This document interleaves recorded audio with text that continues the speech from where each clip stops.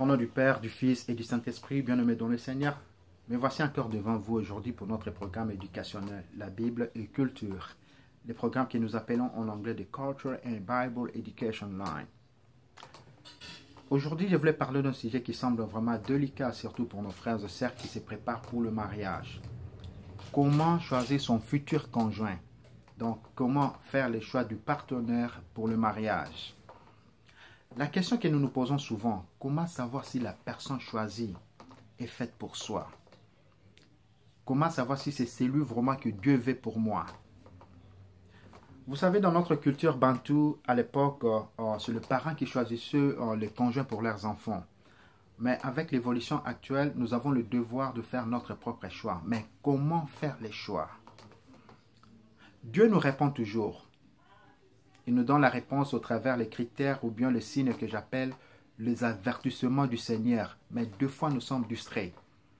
Nous ne faisons pas attention et nous sommes bouleversés par le sentiment qui peut rendre flou notre perception vis-à-vis de la volonté de Dieu. Or, la réussite du mariage dépend des choix que vous allez faire maintenant ou bien le choix que vous allez faire avant le mariage. C'est pourquoi il ne faut pas agir à la légère. Le temps de fiançailles, c'est très important. C'est un temps de préparation. Un moment où les deux conjoints qui s'associent doivent déjà trouver un effet supérieur, ou sinon il sera mieux de rompre ces fiançailles. C'est comme quand vous mélangez deux médicaments. Si ça ne donne pas un effet supérieur, ça peut devenir un poison. Le mariage, c'est vraiment un domaine dans lequel Dieu fait sa part et l'homme aussi doit faire sa part. Mais il faut tenir compte toujours de critères de choix et puis des avertissements du Seigneur. Ne choisissez pas un conjoint qui ne vous convient pas.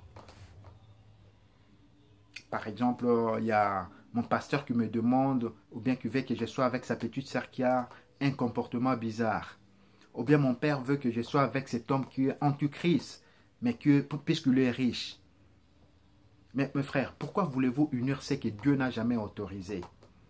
Mon frère, écoutez, il n'y a pas un commandement de se marier.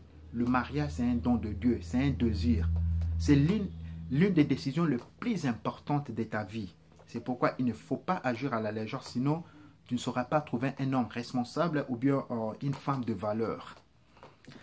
Alors, quels sont les critères des choix et les avertissements du Seigneur pour bien choisir son futur conjoint selon la volonté de Dieu? Je vais citer 10 points. Le premier point, c'est d'abord la fondation. Le mariage doit durer pour la vie s'il a une bonne fondation. Un homme déjà qui s'éloigne de la vie de la prière ou bien qui t'éloigne de la parole de Dieu, ce n'est pas celui que Dieu a choisi pour toi. C'est pourquoi il faut demander toujours les concours du Tout-Puissant. C'est très important, car c'est avec cette personne que votre vie va être unie. Il faut que Dieu soit au centre de votre environnement. Dieu doit être votre fondation. Puisque le mariage en soi, c'est une institution divine. Comment pouvez-vous bâtir une maison sans fondation? Le deuxième point, consolider le lien des familles. Vous savez, le mariage nous permet de bâtir notre petite famille et en solidifier les liens de famille et non séparer ou diviser la famille. Un homme déjà qui te met en conflit avec ta famille ou qui te sépare de ta famille déjà pendant la période de fiançailles, c'est un danger. Ta famille, c'est ta racine. L'arbre suit toujours sa racine. Le troisième point, le soutien. Les deux conjoints doivent se soutenir et se supporter moralement, spirituellement et matériellement. Dans la Bible, nous avons l'image de fiançailles en Joseph et Marie. Si nous lisons le livre de Matthieu, chapitre 1er, versets 18 à 20. Nous avons vu comment Joseph supportait toujours sa fiancée quand les gens voulaient porter atteinte à la réputation de Marie. Comment Joseph a soutenu Marie pendant le moment des douleurs.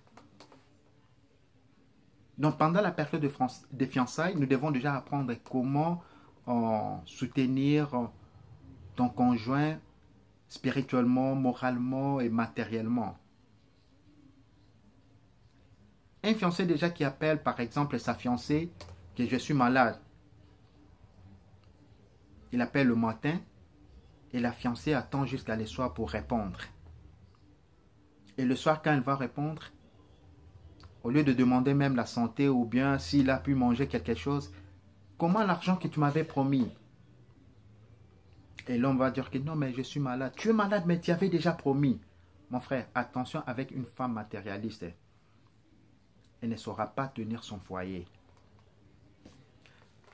Le quatrième point. Ne vous mariez pas en guise de reconnaissance ou bien par compassion. Ah, puisque son père avait aidé mon père quand ils étaient au village. Il n'est pas son père. Peut-être il est déjà violent ou bien il a un comportement bizarre ou bien il est déjà dans la drogue. Par compassion. Oh, la fille là, puisqu'elle est orpheline de père. Non, tu dois la choisir puisque à cause de sa modestie ou bien à cause de son bon comportement. Non, puisqu'elle est orpheline de père. Le cinquième point, la comparaison. Un homme qui veut toujours comparer sa fiancée à son ex. Ça, c'est un danger. Et une femme aussi qui fait toujours la comparaison entre la mère de son conjoint. Chérie, dis-moi un peu. Entre ta mère et moi, qui est celui que tu aimes beaucoup? Mon frère, même si elle est douce, attention, tu vas avoir une femme de valeur dans la maison et non un leader d'opposition. Le sixième point, l'examen médical. C'est très important. Le déconjoint doit faire un test de dépistage de HIV-Sida. Ma chère, s'il te dit que non, mais comment tu n'as pas confiance? Il faut faire très attention.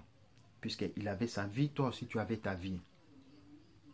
Et les deux conjoints doivent aussi faire un test d'électrophorèse de l'hémoglobine pour déterminer le génotype ou bien le groupe sanguin. C'est très important pour éviter d'engendrer les enfants anémiques ou bien SS. Nous ne devons pas faire souffrir les enfants à cause de notre amour. Le septième point, privez-vous l'un de l'autre. Ça, c'est très important. Je sais que les hommes n'aiment pas ça. Privez-vous l'un de l'autre. Donc, vous ne devez pas connaître votre fiancé pendant la période de fiançailles. Ma chère, s'il est celui que Dieu a choisi pour toi, il va être patient, il va patienter. Il y a des hommes qui viennent avec des principes qui ne sont pas de Dieu.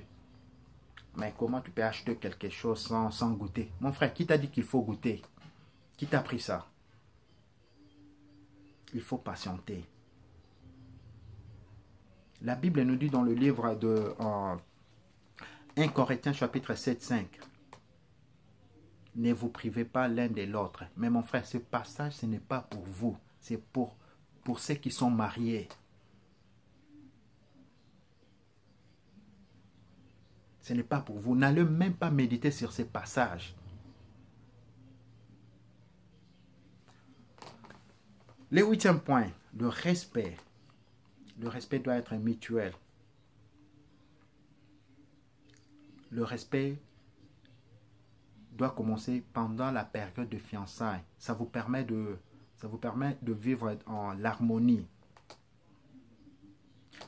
La première femme que l'homme doit respecter dans sa vie, c'est d'abord sa mère. Un homme qui ne sait pas respecter sa mère, qui ne sait pas honorer sa mère, qui ne sait pas prendre soin de sa mère, ma chère, ça ne vaut pas la peine. Il ne saura jamais te respecter et il ne saura jamais prendre soin de toi. Le neuvième point, la fidélité. La fidélité aussi doit commencer pendant la période de fiançailles. Un homme qui aime et qui continue toujours à penser à son ex, ça c'est un danger. Un homme qui n'est pas fidèle pendant la période de fiançailles, ma chère, je te dis, c'est un danger.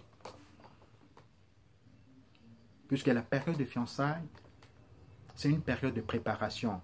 Quand tu te prépares mal, la suite aussi risque d'être médiocre.